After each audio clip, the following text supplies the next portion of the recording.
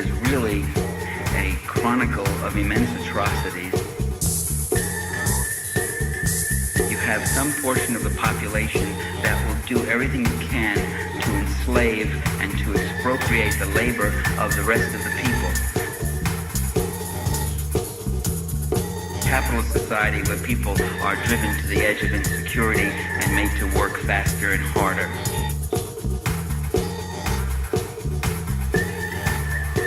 And one of the things that's used in that arrangement is a very conscious instrument of control that's very necessary.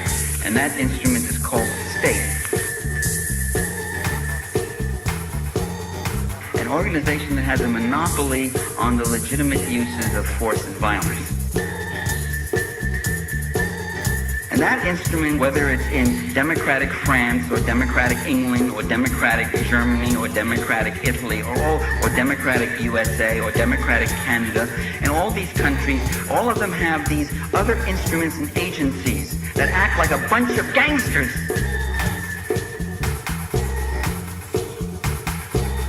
That act repressively, that use surveillance,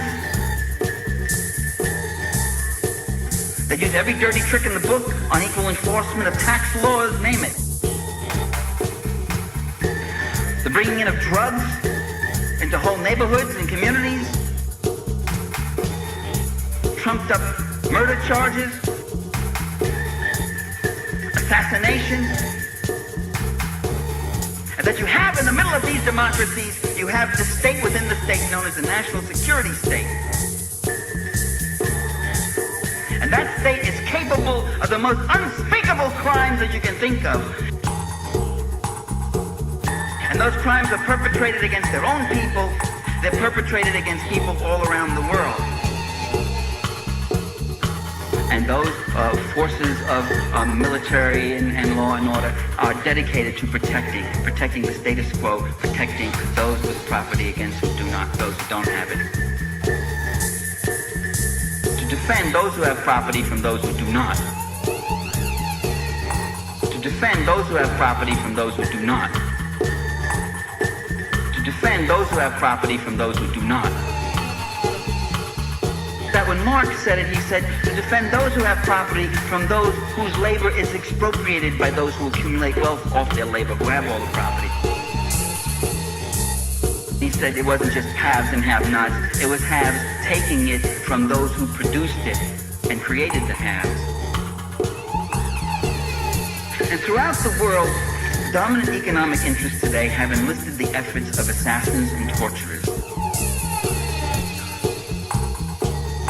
They have systematically targeted, in many countries, the clergy, the peasant leaders, intellectuals, journalists, student leaders, labor union leaders, workers, and any community activists and such.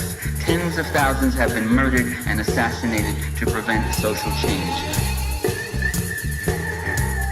To destroy any kind of redistributive politics.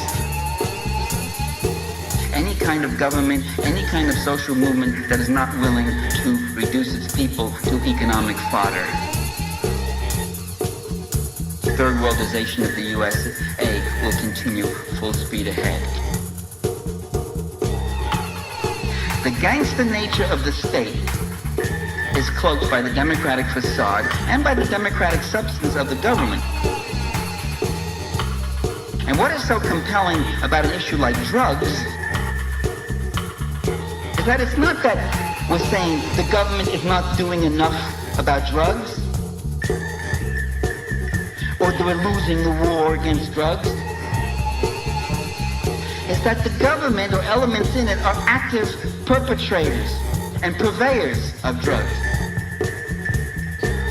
And those forces of military and law and order are dedicated to protecting the status quo, protecting those with property against those who don't have it. To defend those who have property from those who do not. To defend those who have property from those who do not. To defend those who have property from those who do not.